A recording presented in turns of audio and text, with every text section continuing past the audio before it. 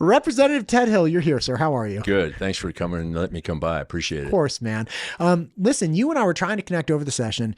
You were running a dump truck of bills. This was your third session to go through. Your first 2 years, you ran a lot of heavy bills, man. It was like all the stuff that nobody had the will to run. You ran and you passed a ton of it. This last session, you tried to run a lot of stuff. You did get some across, like the land bill, which I really want to talk to you about. But talk to me about what happened this year. Well, I knew that stay inside my lane, where my strengths are, and I always look at that. It's usually security, national security issues, law enforcement, and the cultural issues, what are important. And that's my lane. And I tried to stay in there, and I had about 9 bills set up, ready to go. And it gets difficult because that's greedy, especially if they're heavy ones. A lot of guys will get 10 bills through, but they're changing code by changing that to the and things like that, real simple things. We had 300 bills come across this year, and a whole lot that were looked at and were ignored. We had 600 total come across and be actually briefed. So there's a lot of movement and a lot. I think we overdid it a little bit with a lot of stuff that kind of overwhelmed some of the good stuff. We probably need to throttle back a little bit on, trying to have a competition on how many bills you can do and stick to the quality. And I picked, I was down to about 5 really good ones. And, I had challenges on a couple of them, but that just means I'll do it next year. And Mike Moyle, he's my mentor, says, hey, Ted, you got to work at these things. No bill happens. A good bill happens in 1 year. The fentanyl, which was the biggest bill last year, that took 3 years to get that across. And I was the lead on that last year. So if you have a big one, it's going to take a while. You got to be patient. And the bill you're working on, be patient, Matt. You can do it next year. You'll get it crossed. Yeah, that'll be cool if we can do that. Yeah. You had big ones last year. Now, talk to me about the land bill, because you and I connected a long time ago, even before, I think it was before your second session. And we had a long conversation about, you obviously have real specialty knowledge with foreign adversaries. And that's something that, I'll never have and the average person never will. But you know a lot about China. You know a lot about security. One of the biggest problems that was amazing that you brought up in a conversation, because 2 months later I heard somebody talking about it on Rogan, is that there's an enormous amount of land owned by foreign adversaries at crucial places, and even just very functional land. Like even if every acre of farmland was owned by China, but it wasn't owned next to a security site, okay, that would still be bad. We don't want, our foreign rivals owning our farmland and production land. But even with that, there are lots of places within the state of Idaho that people, strategic businesses or strategic locations that are owned by or very close to, foreign adversaries. Talk to me about this. Well, this is the thing that, and the amount initially the law we put through is no foreign governments could buy any agricultural land, forest land, mining rights and water rights and critical infrastructure. That's already in place, but that grandfathers everyone else that already has it in there. So these foreign entities can keep that land. This last bill we did, and this is specifically against foreign adversaries specifically identified by Code of Federal Regulations, that's going to be China, Russia, North Korea, Iran, and those particular threats. If they own something, they own agricultural land, mining, or water rights, they will be forced to sell. If they don't sell, we're foreclosed in 180 days. So it's a pretty onerous bill because it took me all year to get this. It went through 4 iterations. People don't like it when you talk about taking land, and they get concerned. They say, well, I don't care about the Chinese land rights. They don't have any property rights. They don't have any rights. If the foreign adversary has land, we're going to foreclose it. I don't care about their rights. And you have to get that across to the average person to understand they are our enemies. We don't want to be nice. We're going to take the land from them. And it's not necessarily the location. It's not how much the land is or how much it is. It's where it's located. Right. So we picked on, I said, number one, we got to have sovereignty over food supply. So they shouldn't be controlling any farmland or mining because they will keep mines closed. Or strategic food supplies. It's strategic food supplies. And I used to pick on Syngenta very heavily, since 50% of the seeds that this in the world is provided by Syngenta, and 50% of the seeds in America is a huge company. It's owned by the Chinese Communist Party, and it's in Nampa. I picked on them exclusively, and I got serious pushback from some of the lobbyists because they're working, I call them comrades because they're working for the Chinese Communist Party. And they were, because they're keeping me from going after a Chinese-owned company. I got pretty frosty on that one. I got that delayed and almost killed my bill. But we had to put a waiver in there, so Syngenta gets a waiver because they have what's called a Committee for Foreign Investment in the United States waiver. They are owned by an adversary that has a certain threat, but doesn't reach the threshold of being a concern. We will allow it. And the reason why we allow it, because we don't have a choice. And it's all part of this economic movement that has happened in the last 20 years specifically. We don't have an indigenous seed company that's big enough. We get it from Bayer and Syngenta. Bayer is owned by the Germans, and they do a lot of the chemicals. Monsanto was bought by Bayer. So all our herbicides, all our seeds, a lot of them are all controlled by foreign entities. So we're over the economic barrel with our food supply. Syngenta is owned by the Chinese Communist Party. Are they doing everything in our best interests? I say no. They probably are, but I have a problem with that, and most people do. Right. But I get pushed back. So I think we should try to buy it back. The Swiss used to own it. We should try to buy it back and don't let the Chinese Communist Party run our strategic seed supply in Idaho. And if I may point out a couple things. So the land bill is not just for physical land. It's also businesses that are strategic businesses or like fundamental businesses. It is not now, because the way it is, because you have to be careful with this, because the scope of it, we're going to say anything within 50 miles of a base. Sure. Well, that was all of Idaho. That would be all Boise. Right. So Syngenta would have to sell. So we had to be very surgically, specific. And where I became a blanket across the board is the second part of the bill was about the military operations areas in Southwest Idaho. Some of the best areas to operate. I've did this for 38 years. Some of the best operation areas for combat training, and we got F-35s and all these F-15s are all coming and working there. It's one of the best contiguous airspace to work in, better than I do down in Fallon. And they need security there. They can't have operatives with land like farms, because they'll use it as a surveillance piece. And I learned my lesson when I was in Fallon during the Top Gun ranges, where we had a Chinese operative in a mine right in the center of our area that was there for years. We didn't know, and they were surveilling us. And they use collection. They collect frequencies, and they monitor what you're doing. They look at your timelines and communications, and they can extract your capabilities and exploit it. It's really important you don't have that. To give you an example, when we did exercises over the water, if a trawler would come into the area, we would have to tone the exercise down, knock it down 2 levels, because all the top secret stuff had to be shut off, because you don't want to show any leg on this, because they will exploit it. So what I did is no Chinese footprint of any sort can be in this area. It's 150 miles east-west by 100 miles north and south. And they can't have a farm, a U-Haul. They can't have a hotel, nothing. They can own nothing in this range, because that is an espionage-free zone. That was a tough one to get across, because people get concerned about land rights. And I said, it's not a problem. The only people who are going to suffer are our foreign adversaries. I don't care about their rights. If they have land, they know they're not supposed to be here. We're going to take it, get out.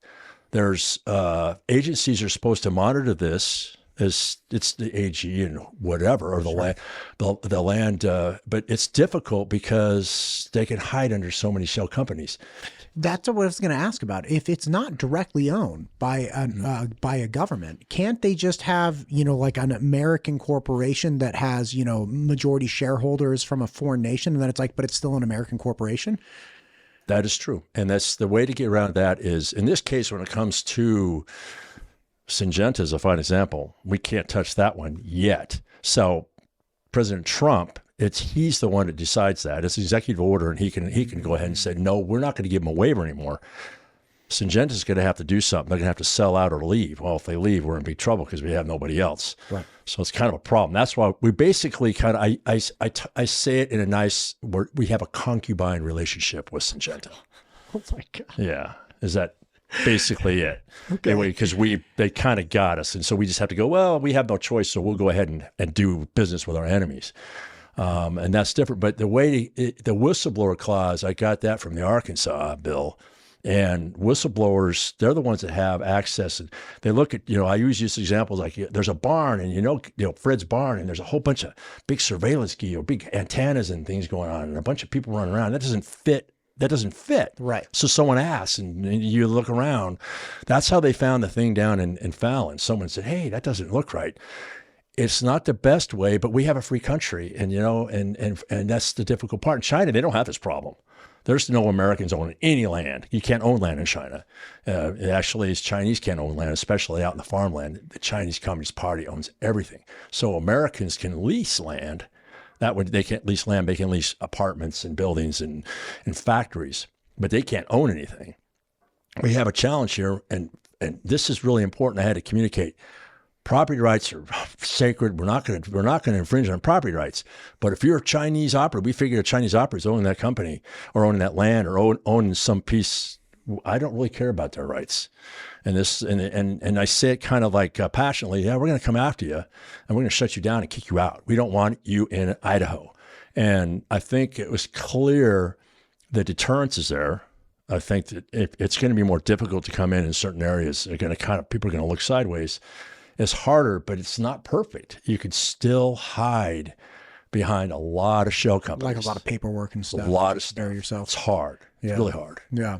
You had another bill last year, or at least a consideration, that was wrapped around security for Idaho Power. You were worried about our critical infrastructure, aside from surveillance and land, but you were also saying like, hey, look, these transfer stations, like if somebody attacked this transfer station or that hub, these are all custom built. They can't be replaced quickly. And, you could knock out wide swaths of the grid very, very easily. And some of these areas are just surrounded by like chain link fences. Right? It's like, hey, I'm happy that you can't just walk up to it. Chain link fence is great, but that's not going to stop, a more direct kind of terrorist assault or plan. Has there been any movement on stuff like that? Yes. Okay. Thanks to your podcast, Idaho Power got a hold of it, and they got a hold of me. They said, hey, wait, they took me down and gave me a full tour. And, you always wonder because power companies, they're profit oriented, and security is always something that's expensive, and they try to cut it as much as possible. So I was going to say we might have to give them some more requirements. Well, I went out to the transformer station, and I was confident. It's locked down. Oh yeah, it's like 15 high walls, concertina. It's going to require some serious input. So Idaho Power's got to lock down the physical security stuff, at least to the transfer station in Boise. There's other stations that could be less so because you could, they talk about having Kevlar protectors around it because they can still shoot those things out. Have some kind of shields around them. You don't want it without building a steel wall or a cinder block wall. They can shoot into the side of those things. The oil leaks out, it burns it up, and they can't replace it. And guess where those things are made? Over in France and China and every place else, all our friends, so we talked about that, and you can take those out with cyber too. You can make them do crazy stuff. And it's like we did over there, what happened in Iran, the centrifuges explode. You can do all kinds of crazy stuff with cyber. And, there's, when you get the top secret version of it and it opens your eyes, it's extremely important. And we talked about that cyber fusion center that I've been working with the Guard, and right. It's going to be super hard because it costs money. And this legislature is extremely stingy, as good as it is. That's good. But then when you want to bring some new thing, like this is a new security force, it's basically like a new police force. They don't like it. They go, what do you mean? We got to spend money on what? The only way you can get people to respond is you got to have blood in the water, and people got to be scared. But this is a really interesting point too. I had Colonel Bill Gardner on a bit back from the director of ISP, and there are a number of issues with funding, right? And look, conservative. Let's be fiscally conservative. Let's not don't waste a penny of my tax dollars, man. I give it to you under threat of imprisonment. Don't waste that. But we also have the problem with service, right? And now, very thankfully, we haven't had terrorist events. Okay, nobody wants them. Mm-hmm. If we wait till we have a terrorist event, that's a problem. Mm-hmm. But just looking at ISP, I think it was like 10 or 15 years ago, we had one officer per like 4,500 citizens, right? Now we have one ISP officer per 6,500 citizens. So we've stretched out this ratio of service. And yeah, like I think ISP is doing as good a possible job, as a civilian, I'm saying that, right? As good a possible job as they can with the resources and funding they have. But man, at some point you have to realize, look, we either start tolerating a worse result from law enforcement, and everybody knows what that means, or we proactively spend a little bit more. Now, I don't like either of those options. I don't think anybody likes spending more money. I don't think anybody likes worse law enforcement results. But good Lord, man, which one would you like? Which one would you like less? Which is the lesser of the two evils? Well, I don't know anything about it, but a lot of people say, hey, spend a little bit more proactively so we don't have the human suffering of worse law enforcement results. And that is a real problem, because if you follow this legislature this year, is they were trying to keep one group, say 1.2% on any growth, which is ridiculous since we have 3 to 5 to 7% whatever inflation plus the population growth. That's basically a cut. So that's what's happened in the ISD. It's not basically a cut. It's 100% a cut. It's a cut. I got a hold of Chief Greg Tominski recently from Star Fire, because they're trying to merge the Star Fire District with, I believe, Middleton Fire District. And he's going to come on and talk about what they're doing. But it's like, if you're him, you're like, all right, look, 4 years ago, we had 11,000 people in Star. Now we got like 23,000 people. Okay. And we're supposed to only accept a 1.2% growth or something like that. And he's like, impossible. We literally like doubled our service requirements. I know. I like the way the legislature is very stingy, but they're getting a little bit too stingy on some things. And I use this example of the failure of the legislature 30 years ago to invest in the roads in this valley, and now we're paying for it.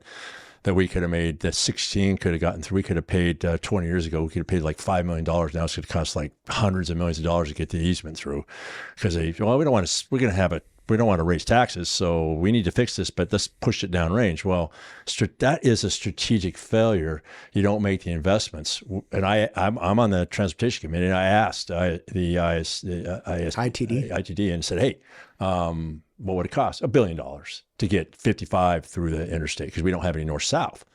We needed to build a loop 30 years ago, like every other city I've ever been to. Wait, go back.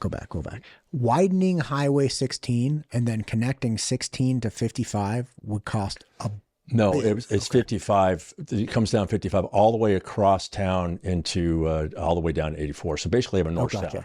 55. Because we got Eagle Road. Eagle's we don't have ridiculous. Listen, you don't have to tell me. Yeah. I'm the one who's got to say, like, I don't know if you ever go to the Y. But let me tell you. Good night. Just throw that back. You better have dinner in the car, have some water, flares if you need them. But like, you're going to be parked forever. Like, just get your for sale sign out and get a new model on your way home. Like, it's over, man. And guess what? They're building more and more houses with no change in the roads. So more people. Widening the roads doesn't solve your problem.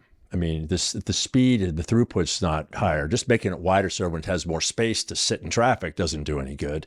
So I've been to a lot of cities, and I said the only city I've seen that's built like Idaho or Boise is Honolulu, where I lived there for a few years. They had one spine of a freeway across town against the mountains and the sea, like we have here. It's a disaster. We're going to have gridlock like of epic proportions here. You won't be able. It'll be like Orange County. It will be bad. Oh God! And we're not going to fix it. And everyone can complain all day. Blame. When I was running 4 years ago, it says, "Hey, we haven't raised gas tax in 20 years." Well, we don't raise taxes because we're awesome. Well, guess what? We should have raised the gas tax and fixed the dang roads when we could. We should have built a loop. We should have had 16 through. We should have had a north-south. Eagle should have been a causeway like they have in Texas, where I've seen them. So you can move and then you can take off roads. We didn't do that. Eagle is that's going to be impossible, and you don't have any other north-south roads except Eagle Road, and there's no way. You got to go all the way to Cole Road. What are you talking about?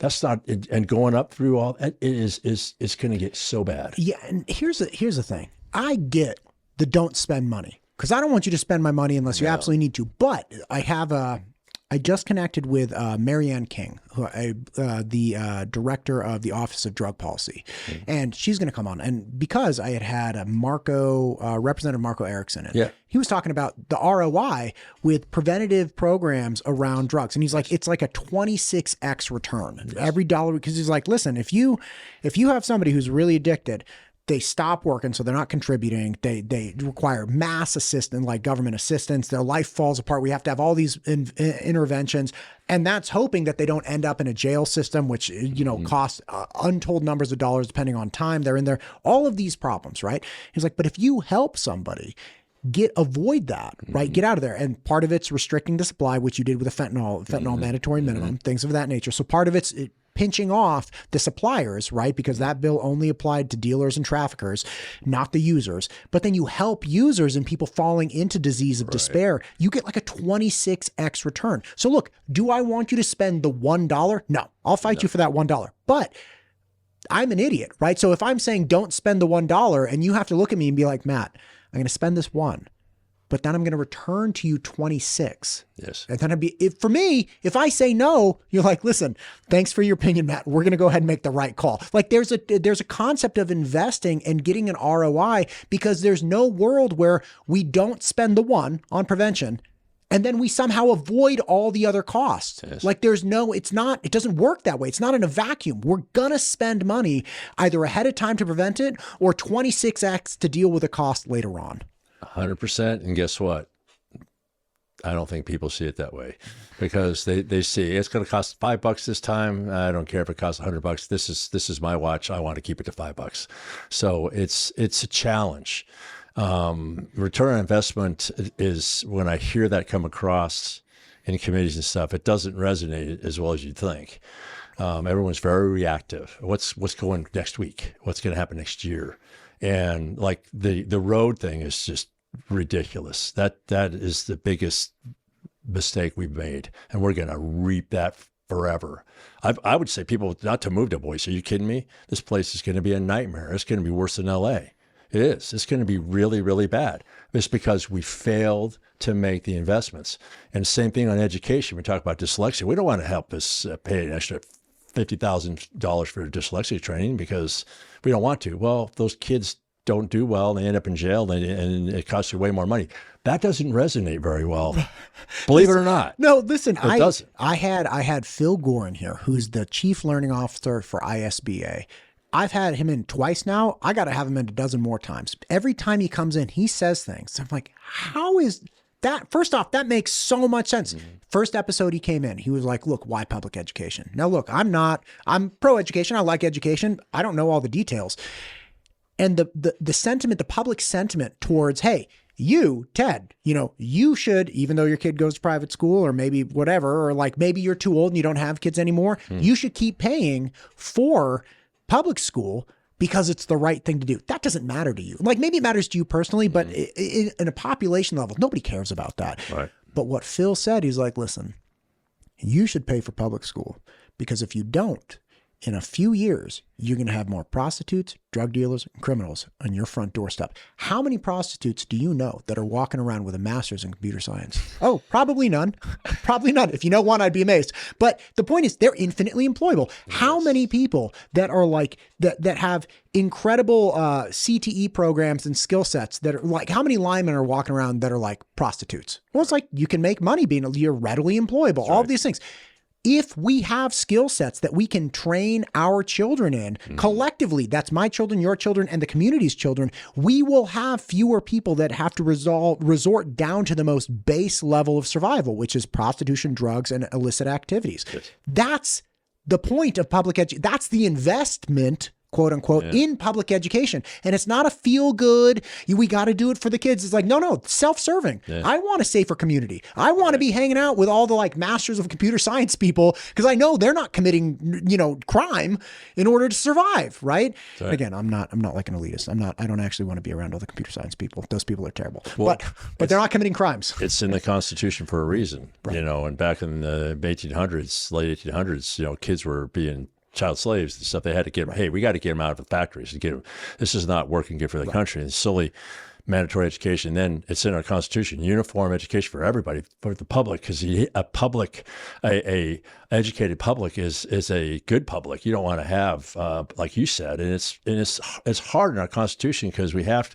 education. We have to provide that uniform education, and it's getting kind of sideways. Dude, we don't provide uniform education. We try, but we're not. We don't provide you. There's that spot in like Chalice or Salmon with like the Sioux and the bat. Like there are untold, like what, Pocatello High School burned down or something from like the electrical problems. Like there are all kinds of issues where I had Representative Mathiasen, and he was like, listen, man, honestly, we fund schools based on zip code. That's how it goes. You live in the right zip code, you're going to have a great school. You live in the wrong zip code, you're going to have a bad school. And that's kind of in practice what happens. You have places that just flat out do not have the tax base to pass a bond, to repair something for school. Like all of these problems. I mean, obviously Representative Galaviz had to, worked really hard on that bridge program to get the last bit of funding, because people were like, listen, we have begged, we have provided things for free. The community has done everything they can. They don't have the last $2 million, and they're not coming up with the last $2 million. That people just don't have it. That to me, it's like, gosh, man, there's gotta be a way. Right. And Idaho has gone through experiences where people sued the government. They're like, you're not upholding your obligation. Yeah. It's really a challenge. And they say we have school choice because if you live in a place that has a bad zip code, you can go to another zip code and take your kid there if you can drive that far. Sure. That sounds all fine and dandy, but it's not the way it's going to work.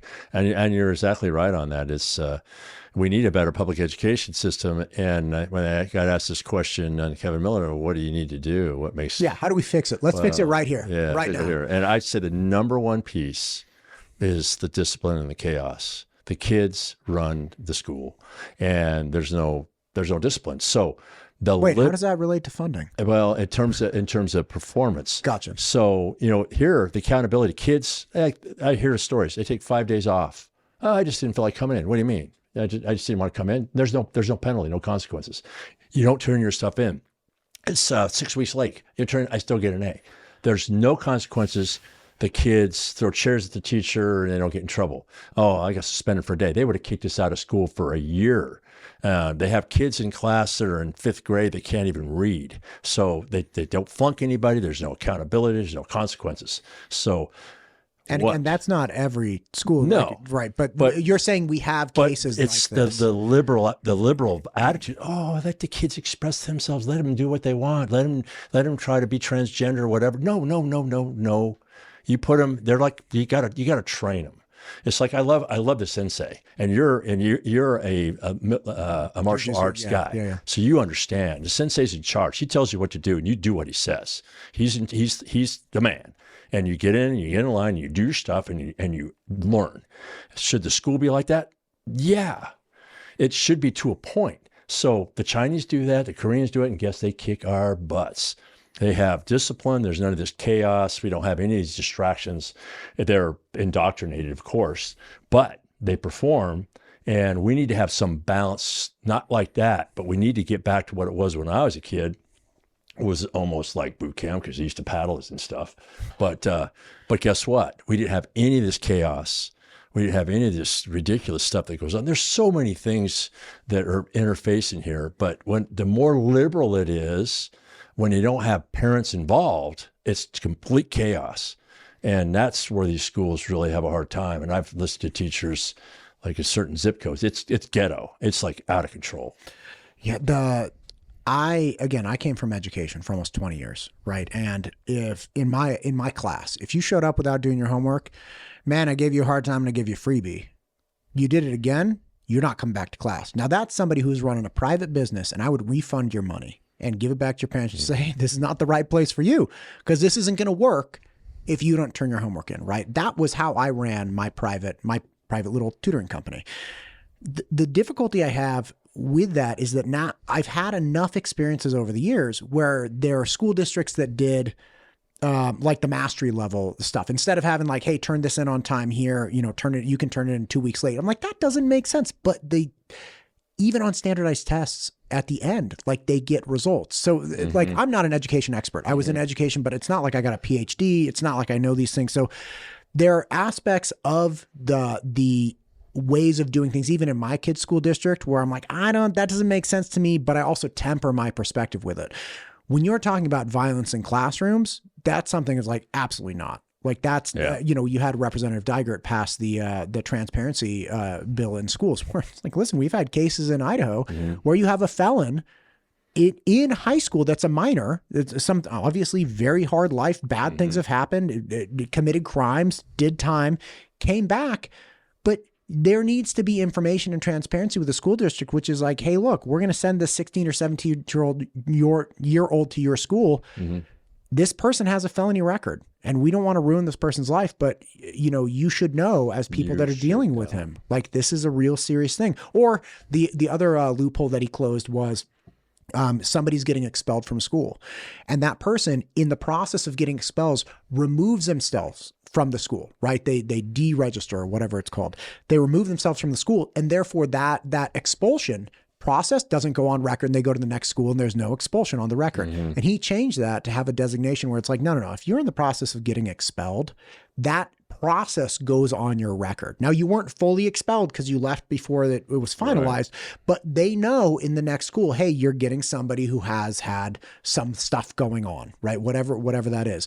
And what's beautiful about Idaho is we have so many education alternatives, right? Not only do you have alternative schools that kids can go to where people need a little bit more attention and time, you have the Digital Learning Alliance for Idaho. So you can online education, you can do that even if you're in a normal school. We just have a lot of options to help kids that are either trying to get an education in Idaho or trying to just develop some skill set that will be marketable. But bottom line is, like, we need to have some level of discipline and transparency with who we're dealing with and how we're dealing with them. I think that's great. And one thing about equity, the equity push is the most toxic thing you can ever put in education, because everyone gets an A.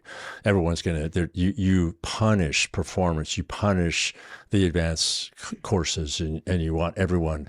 They're starting to do that now. They're starting to dumb the grades down. Obviously, everyone gets an A.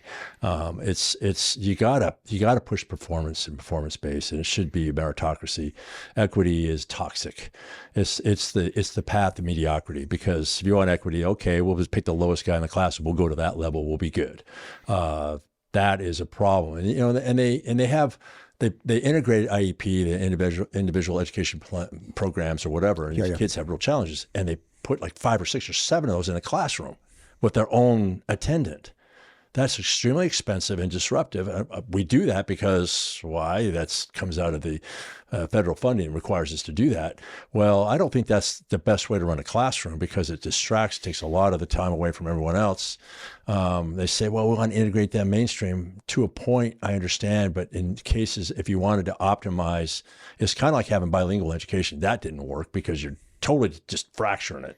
That's almost similar, because I listen to teachers and they're spending all their time on individual. They can barely teach the other kids. It brings the whole classroom level down. So we used to have classrooms for different skill sets or different, so that's what we used to, we don't want to do that. We don't want to put them in the classroom over here where they don't get any mainstream. Well, that's a tough battle, because you want to bring them in mainstream, but these kids, a lot of them aren't going to be mainstream. Some of them are, this is the challenging thing. So what do? Do we help them, try to get them integrated, but at what cost? So we need to kind of find a balance there that I think it takes a lot of time and impact. So that has got, when I heard there's up to 20 in a classroom that are IEP or whatever, I'm like, really? Wow. Well, I try to find a better solution for that. I know why they're doing it. It feels good and all that, but you're bringing your education level. I think you dilute it when you do that. You need to kind of be careful how you do that. Can I ask you something? DEI has become, it's one of those national marketing buzzwords where you have people that say DEI is terrible, and then you have people that will defend DEI categorically. But what's happened is it has started getting applied to things that people want to kill. We're like, hey, this coffee mug, you don't like this coffee mug, let's call it a DEI coffee mug. And then it's like, then we'll kill the coffee mug, right? And people utilize that. You saw this with the WWAMI program. Idaho has a certain number of spots that we pay for at the University of Washington for medical school. We have ICOM, which is a private DO school, but we don't have a public medical school, MD school here. So we have WWAMI, right? And people have gone after that, saying that that's representative of DEI because Idaho students get seats there to like represent Idaho. I'm like, no. we have a private business agreement with the University of Washington. Like we're paying for those seats. They're like, yeah, DEI people. But it's like, gosh, so is there a way that we could avoid doing this, where we just use this phrase and just throw it at people and be like, if we can get this to stick, this will get killed? Because it's like, you're not having a good faith conversation. It's like, if you have a problem with University of Washington or WWAMI, that's fine. Like, let's have that conversation. But just to use this hot topic of DEI and recognize that there's a certain portion of the populace that it's like, if you call it DEI and you can convince them, they will go after it. Yes, right? It's like, that doesn't help, man. Like it's not helping.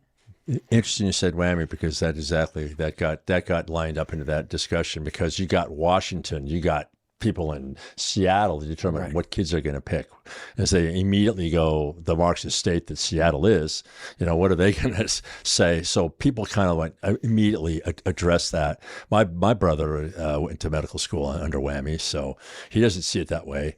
But you're right. I haven't met any medical professionals that do. Yeah. Yeah. I mean, and DEI, I think the thing that the term diversity is our strength that is the biggest misnomer ever, because diversity and unity is strength. Diversity as a standalone is divisive, and usually you say diversity, you have to be careful on how you embrace it. I understand why, hey, we're all different and it's great. Yay. Yeah, but let's don't diversity and put ourselves in different camps and flags and do all this kind of stuff.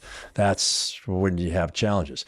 But if you have diversities, particularly in the military, having diversity as your strength in the military. No. We're all blue, we're all green, we're all whatever uniform we're on. We're single mission oriented. The better off America will be is if we embrace our diversity and then unite under that diversity. That's a strength. The diversity of opinions and stuff, and all integrated. But trying to separate yourself into this is the challenges, is diversity becomes punishing other groups at the expense of others. So, hey, we're going to say this, you're bad, and we're going to be evil, and we're going to make you suffer because you made people suffer in the past. That's not somebody good. That looked like you made people suffer in the past. Like, I didn't make anybody suffer. I was born in 82. How am I responsible for this? Right. Like, I understand that history is just wrought with terrible, terrible things. But like, how does that have to do with me and you? It does not. And so you go to some kid and tell him, and you go into this, DEI is that, CRT, and so, you're evil and you're always going to be an oppressor, and you're sitting there going, I am, and everyone else is going to treat you badly, and because reverse racism is the way to correct former racism. Well, that's ridiculous. That's not constructive, and that's the leftist Marxist. Why they do that? It divides everybody continuous, from feminist to race to trans, all these different things, and everyone hates everybody. And the only way to control that is a totalitarian state that can bring it all together. That inclusivity, which is the cudgel of that you'll submit. That's the whole mechanism. Is you divide, can fracture it, and then now you can control, because no one has control and everyone's mad, and that's not helpful.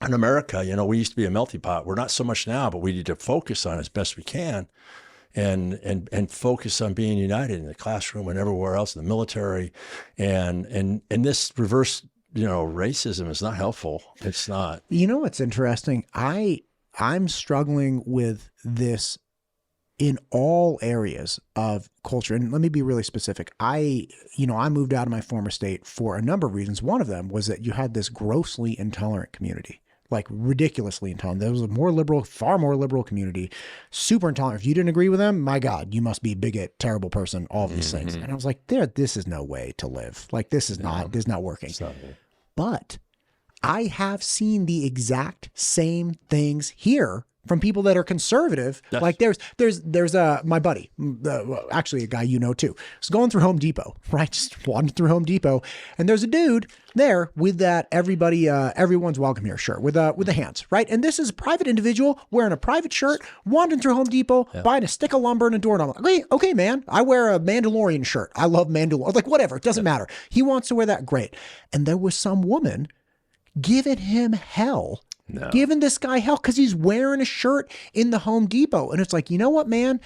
This woman apparently felt some kind of, righteousness around, like, I'm going to tell this guy what's up. And it's like, that's not right either. No. Both of those people, like the community I moved from was wrong. And that gal in Home Depot First off, it's not conservative to go up and give people hell about their t-shirts. That's not a conservative principle. It's not. That's not personal autonomy. That's not personal liberty. That's not, none of that. And I feel like that concept that we should reduce people down, right? Like diversity.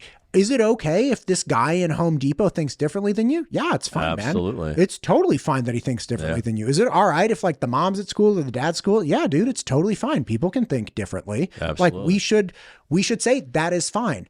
Now, should we say, hey, that guy thinks differently than us, so he deserves representation in some, on some elected board? It's like, well, I don't understand that. I'm sure there are people that do, and I'd be happy to chat with them. But like, we should at the very least start with the basis of, hey, it's okay to not think the same thing. It's okay. Like, we don't have to assault each other. Exactly. We don't have to accost each other in the Home Depot where doers get things done. Like, we don't have to do that in our hardware stores. Can we just start there as a community and then go forward? Wearing MAGA hats. People don't like it when people attack people with MAGA hats. So don't be attacking people with a shirt you don't like. It's the same thing. Right. That's a beautiful point. It's like you don't. And that's their right. And that's fine. And all these diversity, because in the House, we have a very diverse political sphere. And guess what? We all get along, and we're all polite, and we agree to disagree. I talk to the Democrats. They're always against all my bills, but I like them. I talk to them, and they're good folks. Right. So they're not the enemy. Oh, you can't talk to them. I talk to them all the time. We just disagree on some things, but we want to unite, and everything. They're not that much different.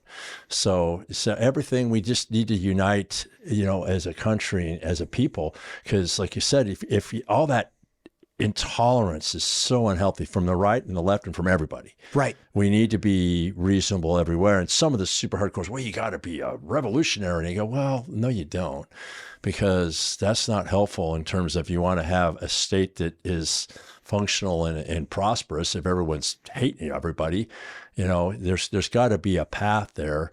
And, there's got to be a path. Culturally, there has to be a path. I'm a hardcore conservative, and all my culture issues, I'm banging on the drum and all that. But I understand, we all have to get along in this place. Right. And, and I bang on what I think is important, and I pick on the hard ones. But I still realize that, and at the end, they're our neighbors. And, you got to treat it accordingly. So we're right. And you, at the very least, have to recognize that they have personal liberty and autonomy, and they can do what they want. And we do not have to agree. That's totally fine. But the idea that we have the right to go and harass people, that is not. And for instance, a friend of mine sent me a clip that was outlining your pronoun bill from last session. It was funny because he sent it like just a couple months ago. I'm like, pfft. And this clip was woefully inaccurate. It was like, it's illegal to use this pronoun. It's like, no.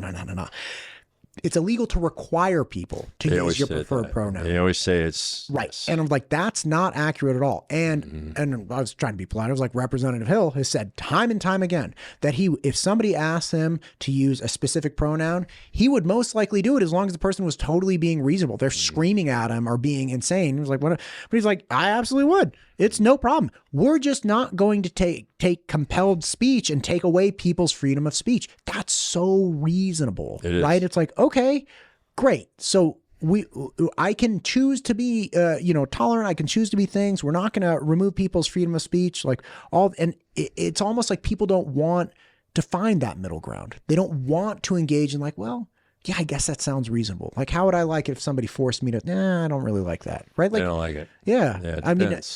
Yeah, you say that. I would say the examples. I want to be called your lordship. I demand that. I'm like, well, that's not. Well, that's the same thing. Yeah, because I feel that way, that I'm the lord of the manor, and I want to be called your lordship. If you want to be called kitty or whatever kind of crazy pronoun you got, I don't need to recognize that. If I choose not to, you can't force me. Right. So that's interesting. That kind of laid flat that whole thing. Really kind of quieted down.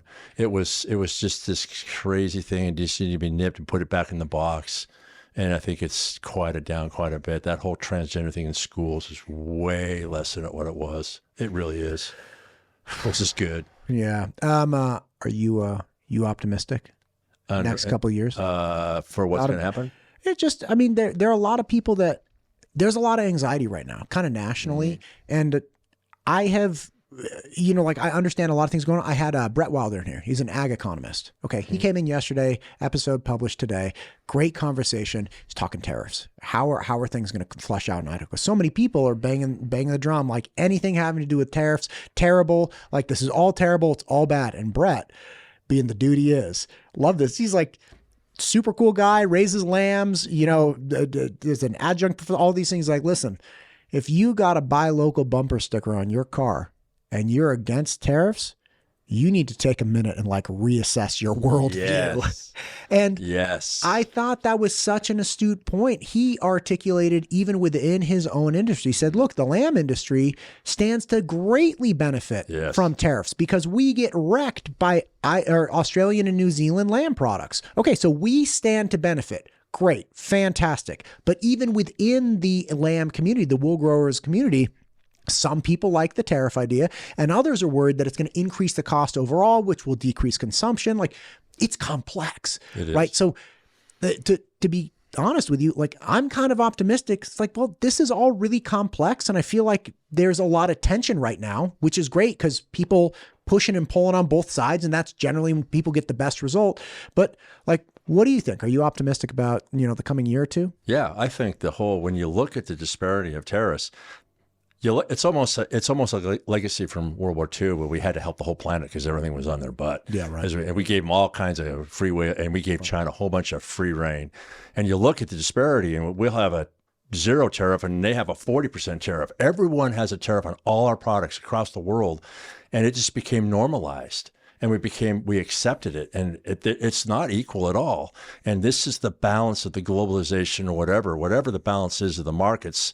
The costs were set because America ate most of it, of these tariffs. When you look at them, I couldn't believe this stuff was going on. So we're trying to upset this and go, what would this do? Well, why? We don't have any indigenous supplies. Why? We don't have semiconductors. We don't have mining. We have all these for a lot of reasons. And part of it could be terrorists. Part of it can be because of all the regulation. But we are not economically independent. And is this going to help us? Will there be a little pain up front? We can get some of our industry back here. We can get our mines going back here. A lot of things. I couldn't believe when Donald Trump showed that chart of the disparity. I'm like, come on. We are basically just getting throttled by the whole world. And that was one thing that I said to somebody recently. It's like, listen, you tell me tariffs are good, you tell me tariffs are bad. That's fine. I don't know because I'm an idiot. But what I do have a question on is if they are so terrible for everyone, why is it that other countries use them so aggressively against the United States? Like, is China just hampering its economy because it has tariffs on the United States? The tariff on like Japanese or for American rice in Japan is like 600%. Yes. It's like, is Japan intentionally hampering their economy? Like, I don't understand how this stuff works. Like, help me understand. If it's so terrible, how come the world uses them aggressively against the United States? Because the United States, the patsy, we put up with it. The biggest economy in the world, we get away with it. The Japanese say that our rice is not palatable with the Japanese palate. No, well, then let the free market decide that. Because they're controlling it. They control it the way they want.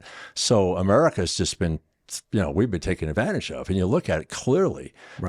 There's no doubt we have trade deficits with everybody and big ones. And I think the tariffs, I think what he's doing is fantastic. And the Chinese, they're going to, you kind of look at it and we'll see how it works for them. They're more dependent upon us buying their stuff, than anything. And so this will be a battle. It's time to they've been affecting currencies and all kinds of things. And I don't even understand all the complexities of it, but sure. We're always at the bad side. We're always getting screwed. That's what I can see clearly. And Donald Trump says, no, we're not going to do this anymore. No, we're going to stand up and we're going to America first. When I did my China land bill, I said at the very end, this is an America first bill. Boom. Everybody voted green. You whip that out there, people will vote green. People ask me, what do you think about right now? I have a great day every day when I see what Donald Trump's doing and he's fixing this stuff and what Hegseth is doing in the Department of Defense. I was really concerned. And he's fixing all that ridiculous nonsense. I saw it, and I was, just retired 3 years ago as a dude who was in for 38 years. I saw the transition. We were losing our game, and we need to get it back. and it needed to be revolutionary. We need to grab it by the horn. We need to fix it, and he's fixing it. And I wish I could work for him because he is nailing it. And so everything we're doing here, we're getting ourselves back to where we need to be. And Mark, first, I love that. I mean, that you got to love that stuff. Well, if you love America, you do. Yeah, yeah. Representative Phil, thanks for the time today. I know we definitely blew past, I think, what we both thought we were going to talk about. Yeah, we didn't even talk about the flag bill, but that's we talked about the cultural things. Next time. Listen, I appreciate you. Thanks for what you're doing for Idaho. You're going to be running again next year too, right? Yeah, I got some battles to do. We didn't talk here. I got some law enforcement bills. I'm going to do on the sexual exhibition bill. We can't have indecent sexual exhibitions. Shows. We go after that. People say Representative Hill goes after those things. I don't need to see that stuff on the streets. So it's part of bringing the culture back and bringing where we need to be so the kids aren't distracted and can be good Americans and so forth. Well, look, let's do another show in a couple months. Let's talk about what you got coming up. It's there's a lot to be done this year. I'm really excited. We got a lot of ag stuff coming up in the next couple of months, and then we have do you even know that we have elections this May? There's like library districts, sewer districts, and other things. Yeah. Little things that nobody would care about. No one cares. Yeah, but here's the thing: like, I bet people care about library districts. Yes, they do I bet now. that's something like they do now. So again, opportunities coming up all over the place. But thank you for coming in today. Thanks for what you're doing. We'll do it again. Of course, man.